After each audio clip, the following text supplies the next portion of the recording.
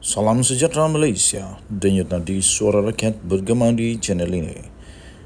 Jangan lupa tekan butang subscribe, like dan share. Malaysia kita punya, cintai Malaysiaku, kita jaga kita.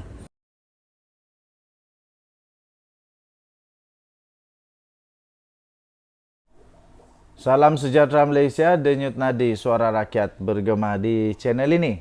Akhirnya, Ketua Pesuruhjaya SPRM tampil memberikan penjelasan yang pasti akan membuatkan ramai orang tengah-nganga dan ramai orang yang pasti ada orang tak puas hati jugalah. Tapi nak buat apa tak puas hati kalau memang itulah kenyataannya.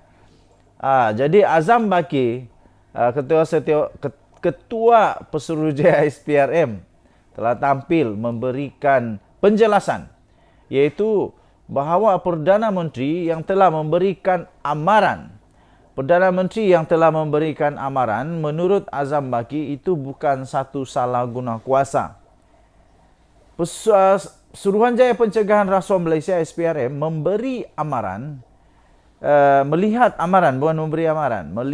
amaran yang telah dikeluarkan oleh Perdana Menteri, iaitu mengenai rasuah pada satu program di Kelantan baru-baru ini, merupakan bukanlah satu salah guna kuasa.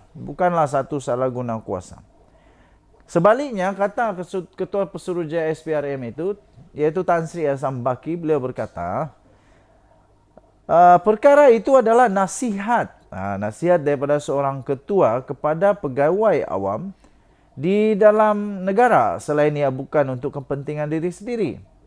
Sebagai seorang Perdana Menteri, katanya, memang saya rasa itu adalah tanggungjawab beliau untuk menasihatkan dan memberitahu kepada masyarakat. Kerana beliau adalah ketua kepada pegawai awam dalam negara untuk menasihatkan kita semua tidak boleh terlibat dalam rasuah, katanya. Tambahnya lagi, saya rasa tiada masalah mengenai itu. Katanya ketika satu sidang media, sejurus temu bual cakna rasuah bersama SPRM menerusi segmen tamu kita di Negeri FM petang malam. Saya pun tidak pasti kenapa orang tidak suka kalau Anwar Ibrahim mau benteras rasuah. Lepas tu kata salah guna kuasa. Habis siapa yang mau benteras rasuah? Siapa yang mau beri nasihat tentang rasuah? Habis siapa yang perlu untuk membenteras rasuah ni? Kalau bukan Perdana Menteri yang bagi amaran, siapa yang nak bagi amaran? Kita bersyukur kerana kita ada Perdana Menteri seperti Anwar Ibrahim yang berani untuk memberikan nasihat dan mau membenteras rasuah ini, amalan yang memang merosak negara ini. Tapi saya pun tidak pasti kenapa ada manusia di dunia ini yang tetap tak mahu terima untuk rasuah dibenteras. Sampai ada orang kata salah guna kuasa. Aduh, salah guna kuasa apanya? Itu memang pun tanggungjawab Datuk Seri Anwar Ibrahim. Kalau dia tak mau buat pencegahan rasuah, baik dia tak payah jadi Perdana Menteri. Bila dia dah jadi Perdana Menteri, dia kena buat amanah itu. Datuk Seri Anwar Ibrahim pada program Jelajah Perpaduan Madani dan Pelancaran Jentera Perpaduan Kelantan pada 25 Julai yang lalu telah memberi kata dua kepada seorang pemimpin politik. Sama ada memulangkan semula harta, atau didakwa dicuri, atau bersedia untuk disiasat, katanya. Dalam ucapannya itu, Anwar yang juga adalah ahli Parlimen Tambun berkata, jika pemimpin terbabit yang tidak dinamakannya itu gagal berbuat demikian, beliau akan mengarahkan pihak berkuasa untuk menyiasatnya. Susulan itu, Peguam Kanan Muhammad Hanif Katri Abdullah menyifatkan amaran dikeluarkan sebanyak 3 kali oleh Anwar menjurus salah guna kuasa dan berlaku campur tangan pemimpin kerajaan itu dalam agensi penguatkuasaan seperti Polis Diraja Malaysia dan SPRM. Kenapa Hanif Katri pula terasa ni? Tak ada disebut pun siapa pemimpin tersebut. Okey, so saya fikir Datuk Seri Anwar Ibrahim wajib untuk melakukan ini. Biarkan saja buat pekak dia kepada manusia-manusia yang takut ini kerana mungkin mereka rasa mereka pernah ada rasuah. Tak payah nak layan. Denyut Nadi Suara Rakyat bergema di channel ini. Bye-bye. Salam sejahtera Malaysia, Denyut Nadi Suara Rakyat bergema di channel ini. Seperti yang kita tahu, memang ada ahli daripada Bersatu yang telah pun membakar bendera parti kerana marah tak puas hati dengan keputusan yang dibuat oleh pucuk pimpinan parti. Akhirnya, ini berita terbaru, kerana tak puas hati dengan isu calon dan bakar bendera parti, akhirnya Bersatu memecat ahli-ahli tersebut. Wow, siapakah ahli-ahli yang dipecat ini? Ini memang akan membuatkan perpecahan lah. Perpecahan.